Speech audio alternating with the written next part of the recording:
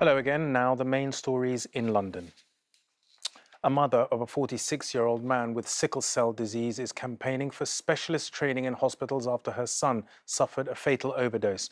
Tyrone Airy died from morphine toxicity whilst receiving treatment for a sickle cell crisis at Northwick Park. An inquest ruled that neglect contributed to his death. Following an internal investigation, the hospital trust has established a dedicated sickle cell unit on its haematology ward. It just feels like, oops, sorry. Don't worry, we'll implement some training. It just feels, again, inhumane, like life is just worth nothing. We just move on.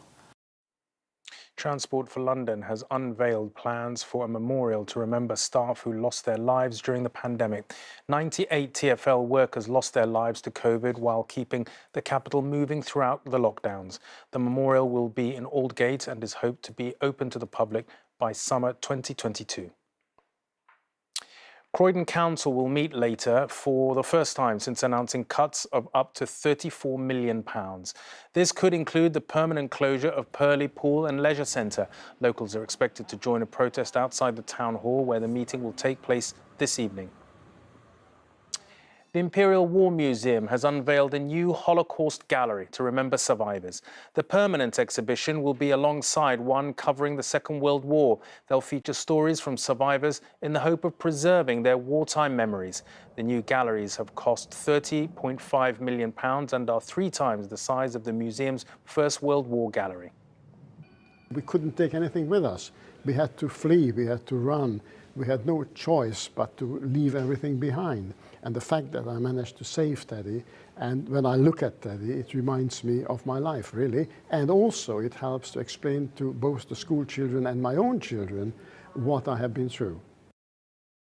And a special performance of Phantom of the Opera takes place tonight.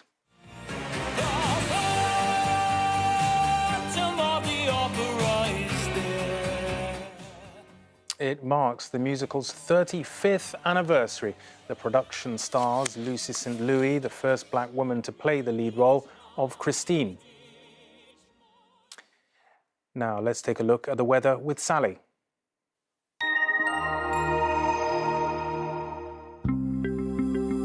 Making the most of it, whatever the weather. Octopus Energy sponsors ITV London weekday weather.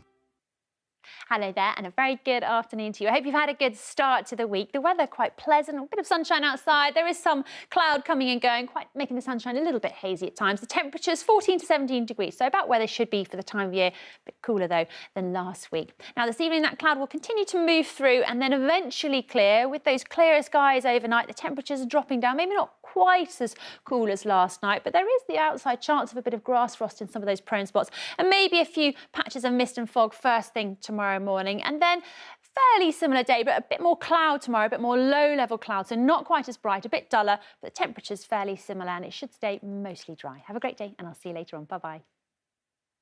Octopus Energy sponsors ITV London weekday weather.